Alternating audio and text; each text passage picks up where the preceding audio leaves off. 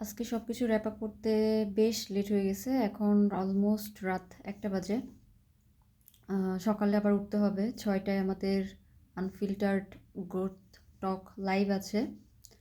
So আজকের data miss করতে চাই নাই, তো ভাবলাম যে ঘুমাই পড়ার আগে কুইক একটা ভিডিও মেক করে ফেলি। সো আজকে তেমন কোনো ইনসাইটফুল মেসেজ বা কিছু শেয়ার করব না, জাস্ট আমার প্রোগ্রেস পার্টনারের সাথে আজকে কথা হচ্ছিল। সো কথা বলতে বলতে আমাদের একটা টপিক চলে আসে, সেই জিনিসটাই শেয়ার করে রাখছি। সেটা হচ্ছে, কেউ আসলে ইচ্ছা করে প্ল্যান করে বাই স্টেপ টেমপ্লেট ধরে অবসেসড হতে পারে কি না কোনো কিছু নিয়ে। কোনো কিছু নিয়ে অবসেশন কি এটা ইচ্ছা করে বানানো যায় কি না, হওয়া যায় কি না অবসেসড।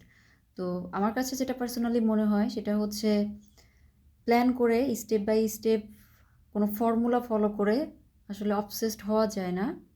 যখন আপনার নিজের কোনো ভিশনের প্রতি কমপ্লিট ক্লারিটি থাকে, তখন অ্যাকচুয়ালি অবসেশন অটোমেটিক্যালি চলে আসে।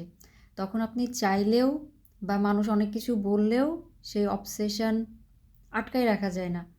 সো এটাই, যাদেরকে আপনি দেখেন সোসাইটিতে যে অবসেসড পিপল, তারা আসলে তাদের ভিশন নিয়ে পুরো পিকচারটা এতটাই তাদের কাছে ক্লিয়ার যে বাকি মানুষ কে কী ভাবছে, কে কী বলছে, এটা দে ডোন্ট কেয়ার।